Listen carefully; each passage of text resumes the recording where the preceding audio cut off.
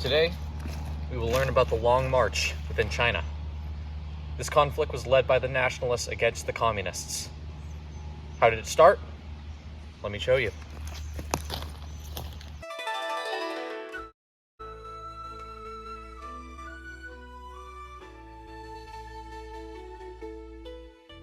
During the 1920s, both the Chinese Communist Party and the Nationalist Party were created, but they were united as one singular party. The goal of the Kuomintang was to create a nation-state. In order to do this, they had to suppress the warlords of China.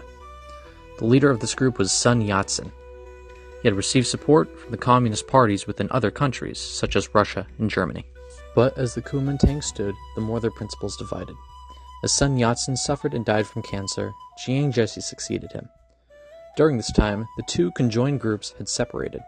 The communists were led by Wang Jingwei and Zhou Enlai, and the nationalists were led by Jiang Jieshi. Jiang launched his northern expedition, which would make way for the conflict that you will witness today.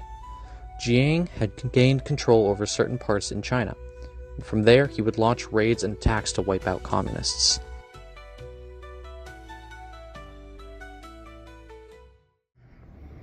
We must continue to fight the communists. They are a threat to us and our influence. I agree. In the city of Jiangxi, Fujian, there's a massive communist base. All of our previous attacks have failed. But now that Mao's influence is diminishing, this is our time to strike. That's brilliant. Gather our forces. By mid-October, we shall have their precious quarters. Oh no, it's the communists! Get him! Get him! Get him! Get him!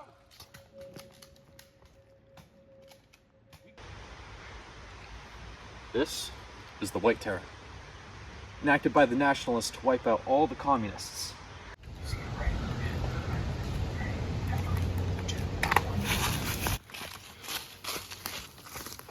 There's the base! Fire!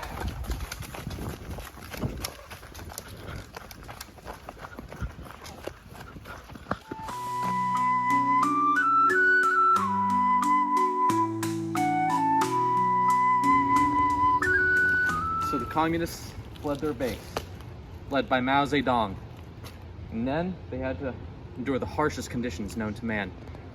They had to reach Shaanxi, province not yet controlled by the nationalists. We've been walking for miles. There's no way that they pursued us this far. Well, if you wish to die, then you can stop and rest. I, however, will continue to walk on. It's so cold. We don't have the supplies or the clothing for this. We have to stop soon, otherwise we'll freeze to death. Yeah, I suppose you're right. Well, there's a rock over there. If it's a cave, we can stop in there and rest. Thank you, Mao.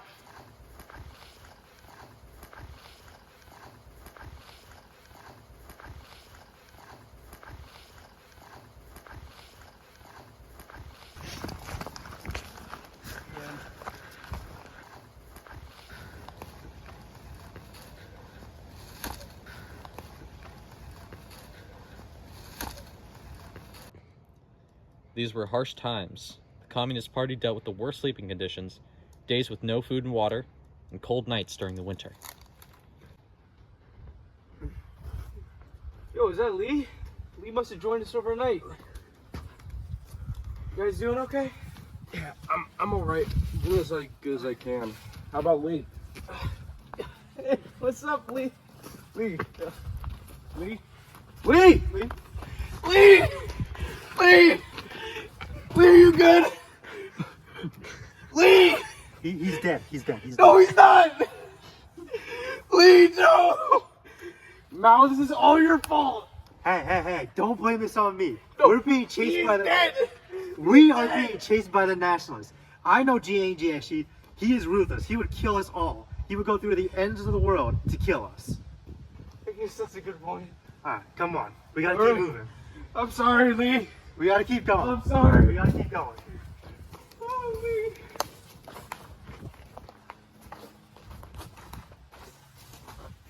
Dude, why do you have to go out that way? I've known that man since we were kids. I don't know, man, life's cool. I just don't know. Holy moly! There's flames! There's flames! There's flames! The group of soldiers were subject not only to the harsh nature of China's forests and mountains, but surprise attacks from the nationalists. They would catch up to the group at moments and chase the communists further across China. The more the communists walked, the more morale lessened. It seemed hopeless to reach Shaanxi.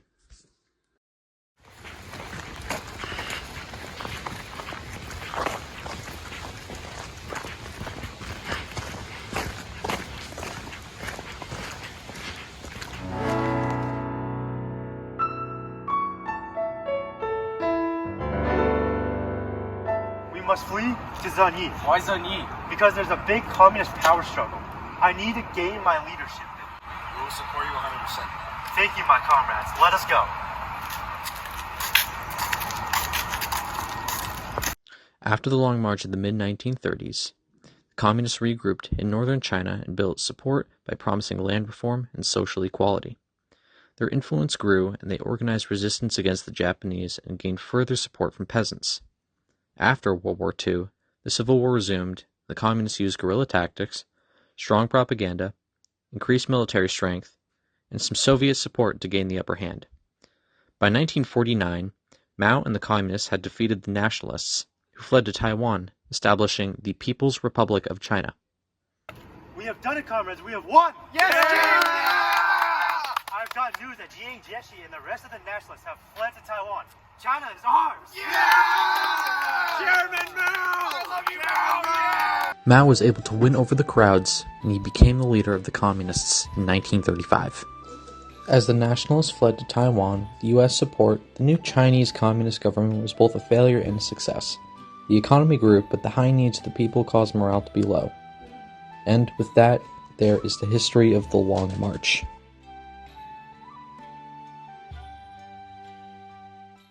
Here are the planes! We gotta go! We gotta go! Respect you 100% now. We must flee to Zanyi Why Zanyi? because there's a big communist meeting. We must flee to Zanyi. Why Zanyi? I have no idea. You're not wanted here.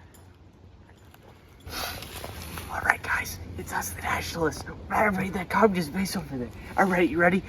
3, 2, 1, go. Come on. Days with no food and water, and cold nights during the winter. Dude, I just don't do about. Hurry, Marvin! Planes! Planes! Oh my god, they're here!